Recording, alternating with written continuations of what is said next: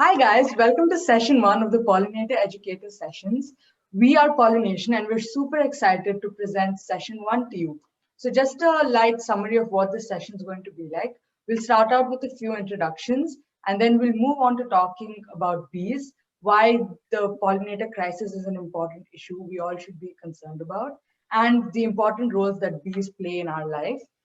We want the session to be super interactive, so please feel free to pause the video and ask questions and talk amongst yourself. And we hope you enjoy the session. So firstly, my name is Mridula Suresh. I'm a second year student. I'm doing a double degree in BPA and computer science. Perfect. So hi guys, my name is Ashka Vyas and I am a second year BBA student at Laurier. Hey guys, nice to meet you. My name is Charlize Kabayan and I'm in my second year studying business administration at Laurier. And hey, I'm Tara. I'm in my second year of studying business and financial math at Laurier. Okay, so with that being said, let's kickstart our first session. So what is pollination? I'm sure many of you are at least aware of the term or briefly have some information, but pollination is actually the process responsible for turning flowers into fruits and actually producing a new generation of plants through seeds. Animals such as bees and butterflies that we're all commonly aware of that help perform pollinations are called pollinators. Think of the various fruits and vegetables you eat every day. Chances are that most of them actually depend on insect pollinators.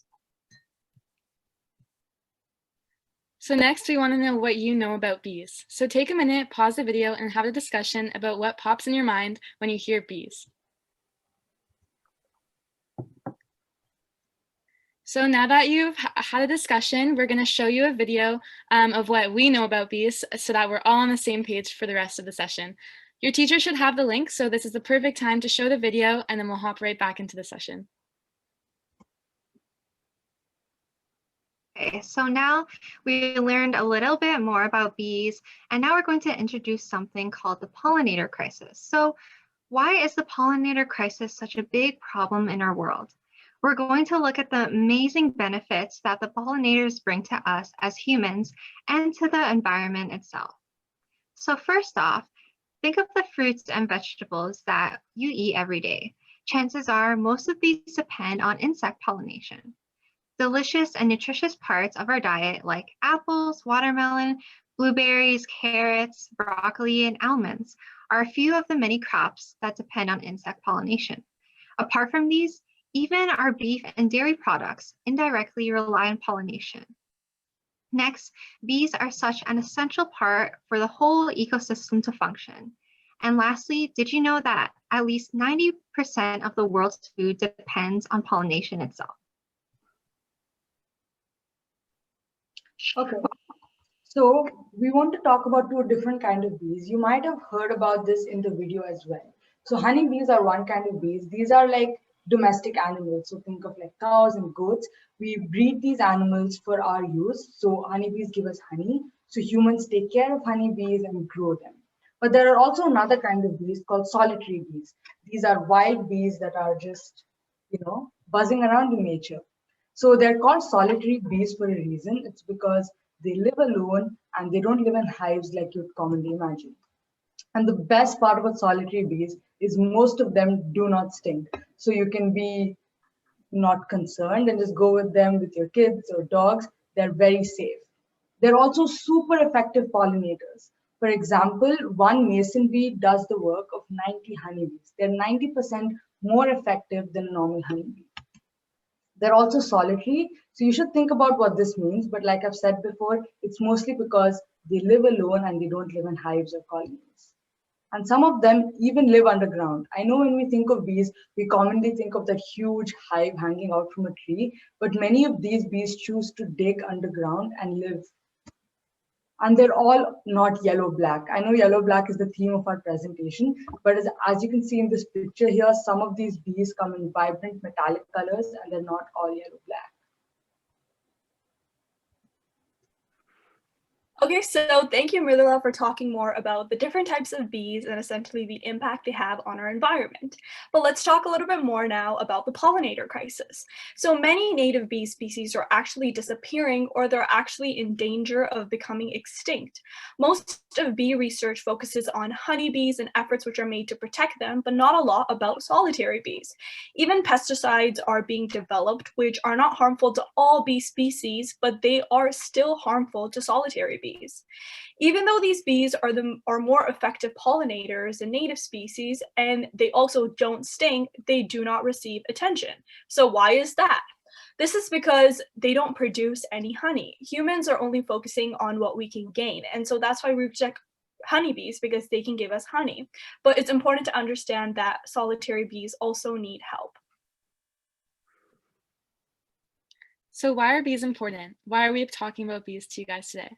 So, as pollinators, bees play a part in every aspect of the ecosystem. They support the growth of trees, flowers, and other plants, which serve as food and shelter for creatures, large and small.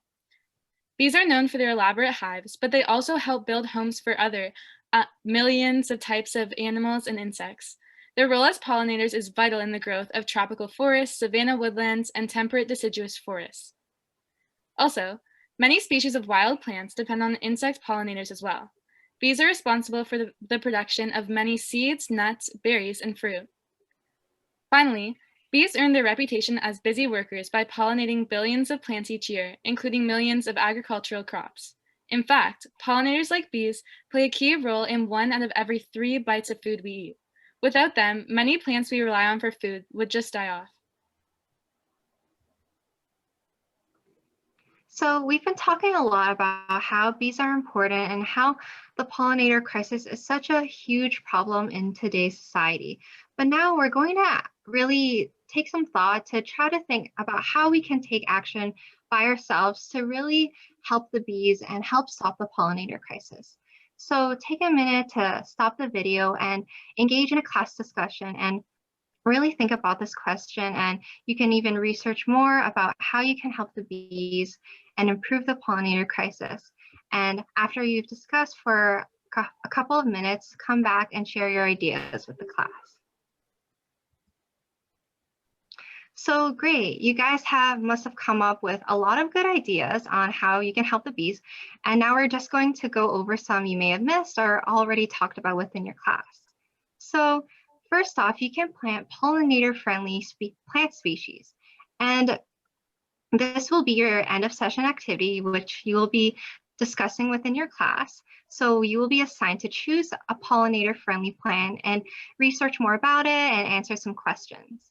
Secondly, you want to mow your lawn less often. So this is really important because mowing your lawn less often actually helps plants grow and helps flowers to be able to flourish more often. And next, a fun idea would be building bee hotels, which are basically DIY safe spaces to protect bees and their habitat. Next, you want to be really careful while using pesticides because this is very harmful to bee species and other pollinators. So we want to be very careful to not harm them.